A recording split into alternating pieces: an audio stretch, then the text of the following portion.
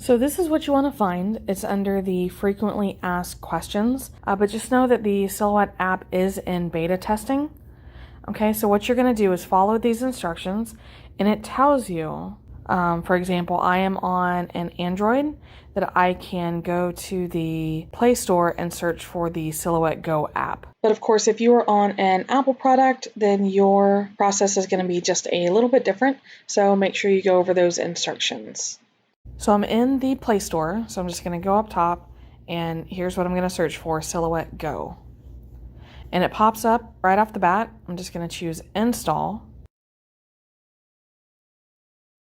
So once it installs, just click Open, and it should open it straight on your phone. And it will walk you through cutting your first design. It's going to tell you to select the machine that you have, and then you're going to choose your design.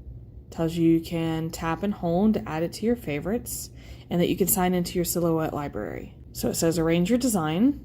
Okay, we can go through all that.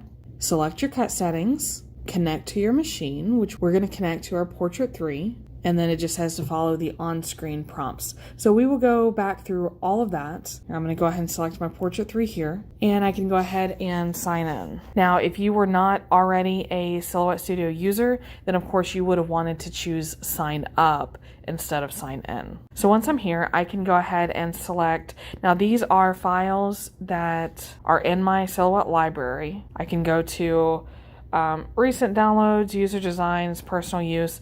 This is going to mimic the library that you see on your computer. And I did try to upload an SVG file that I downloaded from Design Bundles, and I was not able to do that successfully.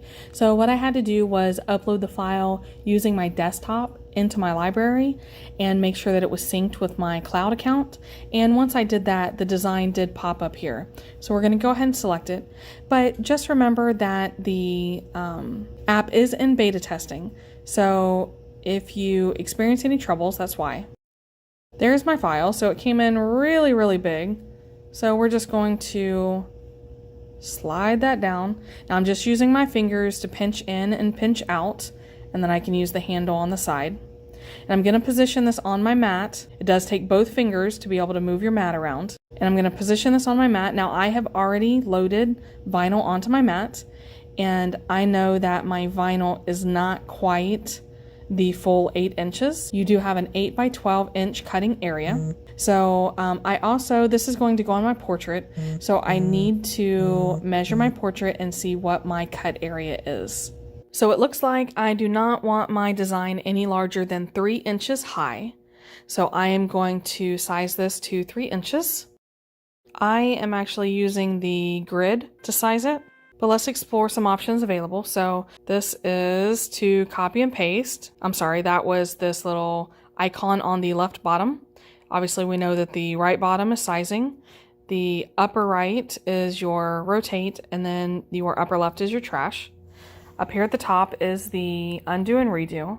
Then this is going to be your group and ungroup. Next will be for flipping or mirroring. The next option, it just says arrange will be made available soon, so it's not available yet. And then the next one is going to be your print and cut, so we're not going to mess with that just yet either.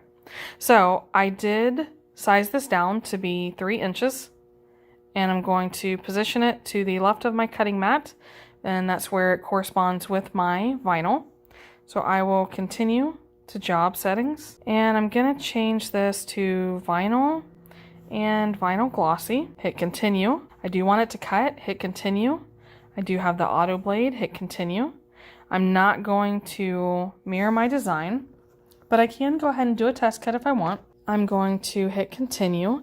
It does light up in red, which is what I'm used to. I like that.